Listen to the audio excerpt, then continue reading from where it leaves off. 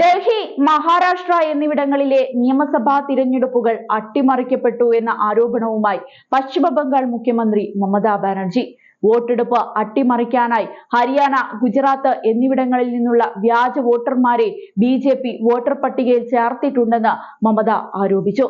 കൊൽക്കത്തയിൽ നടന്ന തൃണമൂൽ കോൺഗ്രസ് യോഗത്തിൽ സംസാരിക്കവെയാണ് മമത ഇങ്ങനെ പരാമർശിച്ചത്. തിരഞ്ഞെടുപ്പ് കമ്മീഷൻ നിഷ്പക്ഷമായി നിലകൊള്ളുന്നില്ലെങ്കിൽ നീതിയുക്തമായ തിരഞ്ഞെടുപ്പ് അസാധ്യമായിരിക്കുമെന്നും അവർ പറഞ്ഞു.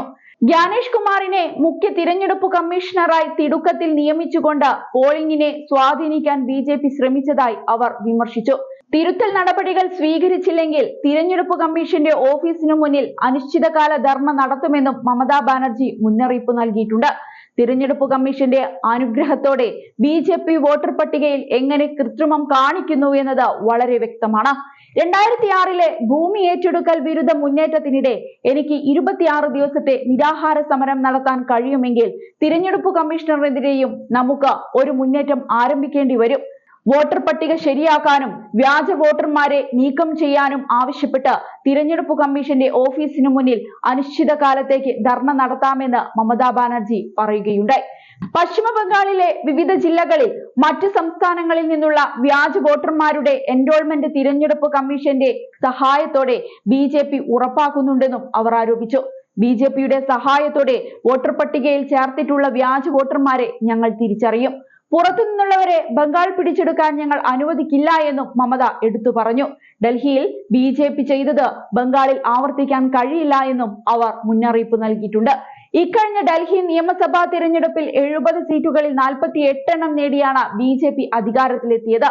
തുടർച്ചയായി 10 വർഷം ഡൽഹി ഭരിച്ച ആം ആദ്മി പാർട്ടിക്ക് 22 സീറ്റുകളിൽ ഒതുങ്ങേണ്ടി വന്നു. ഡൽഹിയിൽ ബി.ജെ.പി. 27 വർഷത്തിനു ശേഷമാണ് അധികാരത്തിലെത്തിയത്.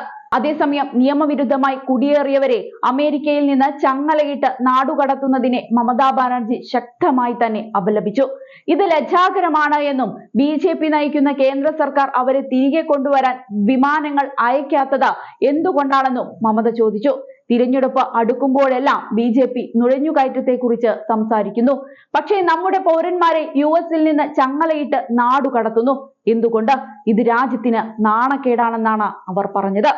കൊളംബിയ തങ്ങളുടെ പൗരന്മാരെ തിരികെ കൊണ്ടുവരാൻ വിമാനങ്ങൾ ക്രമീകരിച്ചുവെന്നും കേന്ദ്രത്തിലെ ബി.ജെ.പി. നയിക്കുന്ന എൻ.ഡി.എ സർക്കാരിന് അത് ചെയ്യാൻ കഴിയാത്തത് എന്തുകൊണ്ടാണെന്നും മമത എടുത്തു ചോദിച്ചു. അതേസമയം യുഎസിൽ നിന്ന് നാടുകടത്തപ്പെട്ട അനധികൃത ഇന്ത്യൻ കുടിയേറ്റക്കാരുടെ 4ാമത്തെ ബാച്ച് ഡൽഹിയിൽ വിമാനമിറങ്ങിയത് ഈ അടുത്ത ദിവസമാണ്. പനാമയിൽ അമേരിക്കയുടെ തടങ്കലിൽ കഴിഞ്ഞിരുന്ന 12 ഇന്ത്യക്കാരെയാണ് തിരിച്ചയച്ചത്.